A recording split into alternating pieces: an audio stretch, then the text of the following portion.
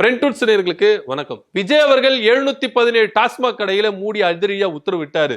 ஆனா உத்தரவிட்டதோட அந்த 717 கடையில வேலை செஞ்சவங்களுடைய ஊழியர்கள் என்ன நிலைமை? அதை யோசிச்சு பார்த்தாரா? யோசிக்கவே இல்லை.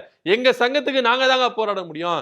717 கடையை நீங்க மூடுனீங்க, ஓகே வரவேற்கிறோம். ஆனா அந்த ஊழியர்களுடைய நிலைமை என்ன? ஒரு மாற்று வழி சொன்னீங்களா? அவங்களுக்கு நிவாரணம் கொடுத்தீங்களா? இல்ல 8 மணி நேர வேலை, சம்பள உயர்வு போன்ற கோரிக்கைகளோட அரசுக்கு ஒரு புதிய செக் வச்சிருக்காங்க ஊழியர்கள் சங்கம், டாஸ்மாக் ஊழியர்கள் சங்கம். இது போக டாஸ்மாக் பார் சங்க ஊழியர்கள இவங்களும் வந்து என்ன பண்ணிருக்காங்கன்னா, நீங்க 717 கடையை மூடிட்டீங்க, அங்க இருந்த செயல்பட்டு இருந்த பாருல எவ்வளவு கடனை வாங்கி தாலி செயினை வச்சு நகையை வச்சு கடனை வாங்கி என்ன பண்ணிருப்பாங்க, பார் நடத்திட்டு இருப்பாங்க.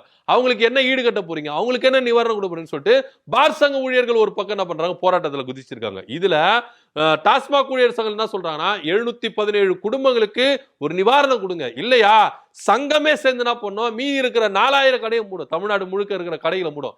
அப்போ கவர்மெண்ட் என்ன பண்ணும், விஜய் என்ன பண்ணுவாரு அப்படின்னு ஒரு புதிய நெருக்கடியும் சிக்கலை கொண்டு வந்திருக்கிறாங்க.